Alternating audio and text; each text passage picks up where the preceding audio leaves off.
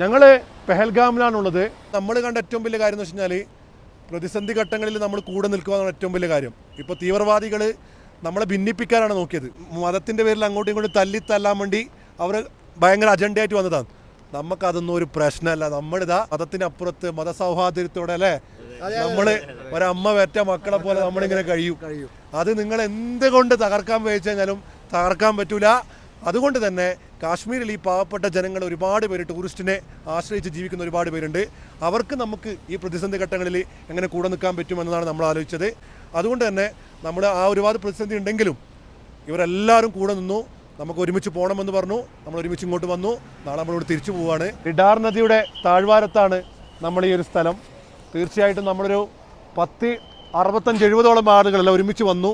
നമ്മളെ മാധ്യമങ്ങളിൽ നിന്നും മറ്റൊക്കെ നമ്മൾ കേൾക്കുന്ന ഒരുപാട് പ്രതിസന്ധികളും മറ്റൊക്കെ നമ്മൾ കേട്ടാണ് ഇങ്ങോട്ട് വന്നത്. പക്ഷേ നമ്മുടെ അനുഭവത്തിൽ നമുക്ക് ഭയങ്കര എക്സ്പീരിയൻസ് ആയിരുന്നു.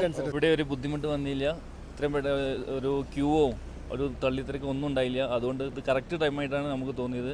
ലക്കിയാണ് ഞങ്ങൾ. ഇങ്ങനെയാണ് ഇപ്പോൾ ഫീൽ ചെയ്യുന്നത്. ഞങ്ങൾ ആദ്യം സോനമർഗ് പോയി, ഗുൽമർഗ് പോയി, ഗൊണ്ടോള 10 മിനിറ്റ് കൊണ്ട് ഞങ്ങൾക്ക് ടിക്കറ്റ് കിട്ടി. ഒരു ക്യൂ ഇല്ല, നല്ല വെതർ. ഇപ്പോൾ ഞങ്ങളിത് പെഹൽഗാം. എല്ലാവർക്കും പറയാനുള്ളത് വെൽക്കം ഓൾ ടു പെഹൽഗാം.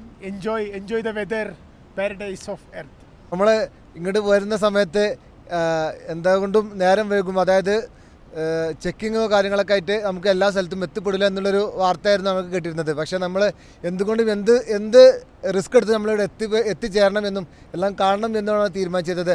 അതെല്ലാം ഇതുവരെ ഒരു ബുദ്ധിമുട്ടുമില്ലാതെ എല്ലാം സാധിച്ചിട്ടുണ്ട്. വളരെ സിമ്പിളായിട്ട് തന്നെ നമുക്ക് എല്ലാ കാശ്മീർ എക്സ്പ്ലോർ ചെയ്യാൻ സാധിച്ചിട്ടുണ്ട്. അടിപൊളിയാണ്. കാശ്മീർ അടിപൊളിയാണ്. വരുന്നതിന് മുമ്പ് ചെറിയ പ്രതിസന്ധികളൊക്കെ വരുമ്പോഴുള്ള ആശങ്ക ഉണ്ടായിരുന്നു. പക്ഷെ വന്നതിന് ശേഷം ഒരു പ്രതിസന്ധി ഉണ്ടായിരുന്നില്ല. എന്തിനാണോ നമ്മൾ വന്നിട്ടുള്ളത് അത് മാക്സിമം എൻജോയ് ചെയ്തിട്ട് തന്നെയാണ് നാളെ ഇവിടുന്ന് ഞങ്ങൾ പോകുന്നത്. അത്രമാത്രം എൻജോയ് ചെയ്തിട്ടുണ്ട്. അതെ, ഞാനും ഒരുപാട് ആശങ്കപ്പെട്ടുകൊണ്ടാണ് ഇവിടത്തേക്ക് വന്നത്. ഫാമിലിയിൽ നിന്ന് ഒരുപാട് എതിർപ്പുണ്ടായിരുന്നു. എന്നാലും വളരെ വളരെ ഹാപ്പിയാണ്. വിചാരിച്ചതിനേക്കാളും വളരെ സുന്ദരമാണ് കാശ്മീർ.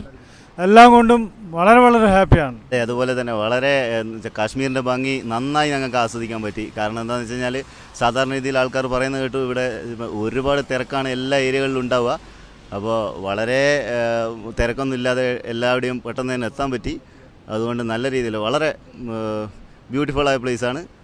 സൂപ്പർ. ഇന്നത്തെ ഡേറ്റ് മെയ് 4. നമ്മളെ മൻസൂർ ഭായിനെ കാണാൻ വേണ്ടി വീണ്ടും വന്നിരിക്കുകയാണ് പ്രിയപ്പെട്ട സുഹൃത്തുക്കളെ. രമേഷ് ഭായ് ഉണ്ട്, നമ്മളെ ബ്രദർ. മനുഷ്യന്മാർ കുറേ ഉണ്ട് കേട്ടോ ഇങ്ങനെ നമ്മളെ കാത്തിരിക്കുന്ന. കാഴ്ചപ്പാടുകൾ നമ്മൾ കേട്ട കാഴ്ചപ്പാടുകൾക്ക് അപ്പുറം മാറ്റിയ ഒരുപാട് മനുഷ്യരാണ് ഇവര്. അപ്പോൾ